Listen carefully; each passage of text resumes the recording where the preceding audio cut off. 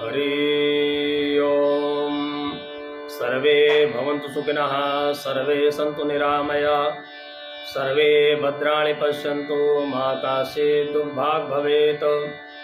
असतो मा सद्गमय, तमसो मा ज्योतिर्गमय, मृत्योर्मामृतं गमय। आप सभी का मंगल हो।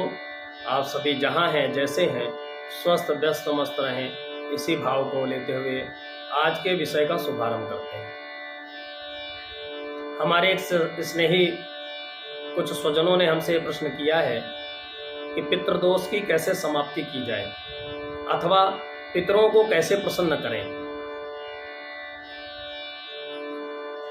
तो इसी विषय को लेकर के हम आज चर्चा कर रहे हैं। देखिए, हम जैसे ही जन्म लेते हैं वैसे ही हम पर 3 ऋण रहते हैं: देव ऋण, ऋषि ऋण और पितृ ऋण। देव ऋण कब समाप्त होता है? देवताओं का यजन करके। जब हम मांगलिक कार्यों में देवताओं का पूजन करते हैं, आराधन करते हैं, यज्ञ आदि कर्म करते हैं, तो देव ऋण से हमारी निवृत्ति होती है। क्योंकि प्रत्येक देवता हमारे शरीर में वास कर रहा है और देवताओं के द्वारा ही हमारा शरीर चल रहा है। पंचभौतिक पंचभूत महाभूतों में वायु के द्वारा हमारा जीवन, प्राणवायु हमारी संचालित है। जल से हमारा जीवन चल रहा है। अग्नि के द्वारा हम भोजन प्राप्त कर रहे हैं इत्यादि। रूप रसगंध आदि की चर्चा है। तो ये देव ऋण है। इसके पश्चात है ऋषि ऋण। ऋषियों का ऋण, हम सब ऋषियों की संतानें हैं, तो ऋषियों का ऋण हम कब पूर्ण होगा? जब ऋषियों के द्वारा संपादित ग्रंथों को हम पढ़ते हैं, ऋषियों के द्वारा लिखे हुए शास्त्रों को हम पढ़ते हैं, उनको अपने जीवन में हम धारण करते हैं, उनको अपने जीवन में लाते हैं। तो शास्त्र, पुराण, रामचरितमानस जैसे ग्रंथों, श्री गीता जी जैसे ग्रंथों को हम पढ़ते हैं और उनको सुनते हैं, तो उससे हम ऋषि ऋण से मुक्त होते हैं। पितरों का ऋण हम पर है। पितृ, क्योंकि जिस कुल परंपरा में हमने जन्म लिया है, तो वो किसी न किसी के द्वारा शुरुआत है उसकी। वो सब पितर हमारे हैं, पूर्वज हमारे हैं। उनके ऋण से हम तब मुक्त होते हैं जब उनको हम पितृपक्ष इत्यादि में हम श्राद्ध कर्म, तर्पण इत्यादि करते हैं। और इसके पश्चात जब हम गृहस्थ जीवन में प्रवेश करते हैं, तो जब हमारा पुत्र हो जाता है, तब हम उस ऋण से मुक्त हो जाते हैं। तो इस तरह से ये परंपरा है। तो वैसे तो शास्त्र में पितृ ऋण को समाप्त करने के बहुत सारे बड़े बड़े विस्तार से उपाय कहे गए हैं, लेकिन महापुरुषों के मुख से सुनकर के, पूज्य सद्गुरुदेव भगवान के मुख से एक सरल प्रयोग जो हमने अनुभूत किया है, वो हम आपके समक्ष रख रहे हैं और ऐसी आशा करते हैं आप भी इससे लाभान्वित होंगे। पितरों को प्रसन्न करने के लिए सबसे सरल उपाय तो एक ये है कि प्रतिदिन सूर्य भगवान को 1 लोटा जल पूर्व दिशा की ओर अर्पण किया जाए। इसके पश्चात 1 लोटा जल लेकर के हम दक्षिण दिशा की ओर मुंह करके पितरों का चिंतन करके उनको भी चरण अर्पित करें। ये प्रतिदिन हम करें, तो ऐसा करने से हमारे पितृ प्रसन्न होते हैं। और फिर एक सरल प्रयोग है, इसको भी हम कर लें तो इससे तो फिर और कहना ही क्या है, और भी हमको लाभ की प्राप्ति होगी।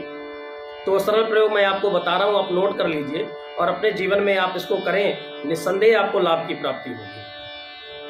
उस प्रयोग इस प्रकार है, एक नारियल का गोला आप ले लीजिए और उसके अंदर जो गरी का गोला अंदर भरा होता है नारियल के, जो मेवा के रूप में होता है, उस गोले को निकाल लीजिए और उसके पश्चात उसको ढक्कन जैसा काट लीजिए ऊपर थोड़ा सा। अब जब ढक्कन जैसा आपने काट लिया तो उसके अंदर आपको खोखला दिखेगा और साफ सुथरा गोला होना चाहिए, खराब नहीं होना चाहिए, सड़ा ना हो।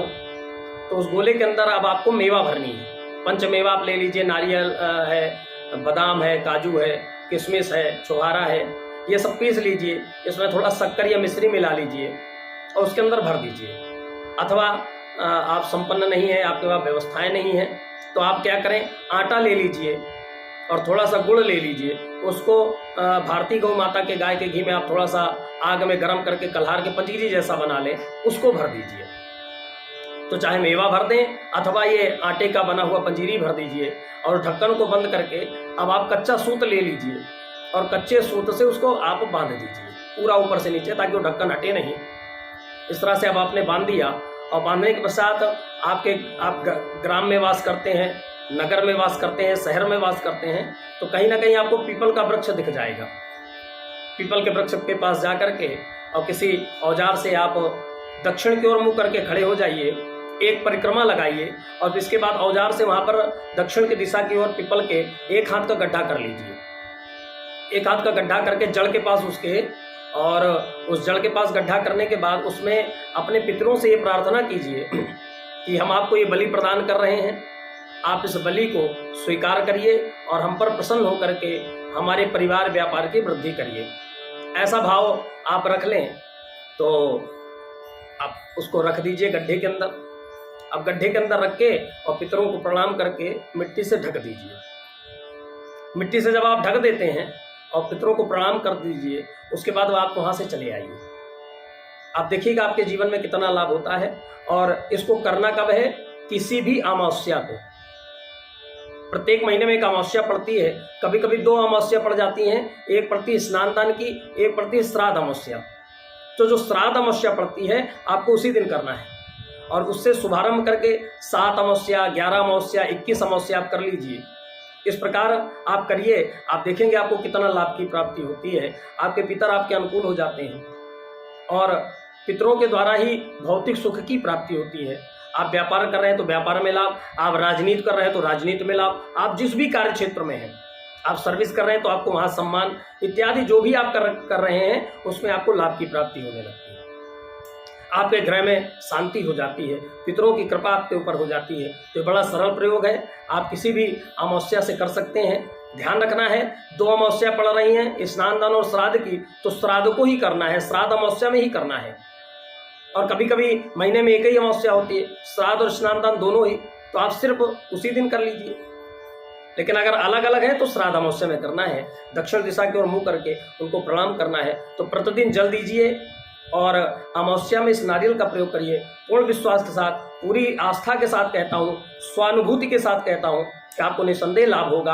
आप जिस कार्य क्षेत्र में हैं, जहाँ भी आप कार्य कर रहे हैं, जहाँ भी आपका जो भी व्यवसाय है, व्यापार है, सर्विस है, आपको उसमें लाभ की प्राप्ति होगी और निसंदेह आपको ये फल तुरंत जल्दी से जल्दी ही प्राप्त होगा। यही भाव है और इसी भाव के साथ आपका मंगल हो। सर्वे भवन्तु सुखिनः, सर्वे सन्तु निरामया, सर्वे भद्राणि पश्यन्तु, मा कश्चित् दुर्भाग् भवेत्।